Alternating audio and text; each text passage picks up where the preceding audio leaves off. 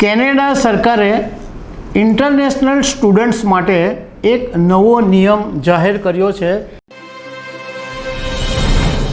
નમસ્કાર દર્શક મિત્રો, કેનેડા સરકારે ઇન્ટરનેશનલ સ્ટુડન્ટ્સ માટે એક નવો નિયમ જાહેર કર્યો છે, જે ભારતીય વિદ્યાર્થીઓને પણ ફાયદો કરાવી શકે। અને ગુજરાતમાંથી તો ઘણા બધા વિદ્યાર્થીઓ કેનેડા જાય જ છે, તો એમને પણ આ જે સરકારે નિયમ બદલ્યો છે એનો ફાયદો થઈ શકે છે। તો એના વિશે હું તમારી સાથે વાત કરીશ। દર્શક મિત્રો, કેનેડિયન બ્યુરો ઓફ ઇન્ટરનેશનલ એજ્યુકેશનનો એક 2022નો આંકડો છે કે ભારતીય વિદ્યાર્થીઓની સંખ્યા કેનેડાની અંદર 3,19,130 હતી। અને એવું કહેવાય છે કે ગુજરાતમાંથી દર વર્ષે 40,000 જેટલા વિદ્યાર્થીઓ કેનેડા ભણવા માટે જાય છે।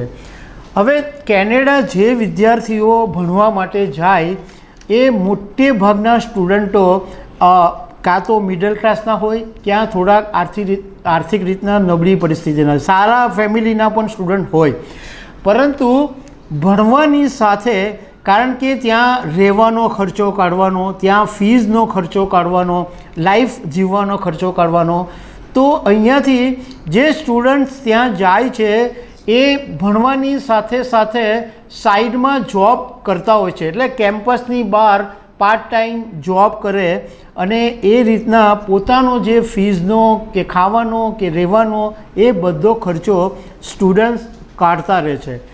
અત્યાર સુધી કેનેડાની અંદર એક નિયમ એવો હતો કે ઇન્ટરનેશનલ જે સ્ટુડન્ટ્સ છે એ કેમ્પસની બહાર એક સપ્તાહની અંદર મેક્સિમમ 20 કલાક કામ કરી શકે છે। પરંતુ હવે કેનેડાના મંત્રી માર્ક મિલરે એક પ્રેસ રિલીઝ જાહેર કરીને એવું કીધું છે કે હવે અમે કેનેડા સરકારે એક એવો નિયમ બનાવ્યો છે કે જે ઇન્ટરનેશનલ સ્ટુડન્ટ્સ છે એ એક સપ્તાહની અંદર 24 કલાક કામ કરી શકે। એટલે 7 દિવસની અંદર 24 કલાક સ્ટુડન્ટ કામ કરી શકે। હવે આ જે નિયમ બદલાયો એને કારણે સ્ટુડન્ટ્સને થોડીક રાહત રહેશે, કારણ કે એને થોડા કલાક વધારે મળશે તો એ એટલા ડોલરની કમાણી વધારે કરી શકશે। જો કે કેનેડા સરકારે અગાઉ એવું કીધું હતું કે વિદ્યાર્થીઓ 28 કલાક એક સપ્તાહની અંદર કામ કરતા હતા, તો એ વખતે અમે એવું વાત નોંધી હતી કે સ્ટુડન્ટ્સનું જે શૈક્ષણિક પ્રદર્શન છે, એટલે એમનો જે માર્ક્સ આવે છે એ ઓછા આવે છે। મતલબમાં એ નોકરી કરે છે તો એને કારણે એના પરફોર્મન્સ પર અસર પડે છે। એટલે 28ના તે વખતે પછી 20 કરેલા અને અત્યારે 24 કર્યા છે, એક સપ્તાહની અંદર 24 અવર્સ કામ કરી શકે।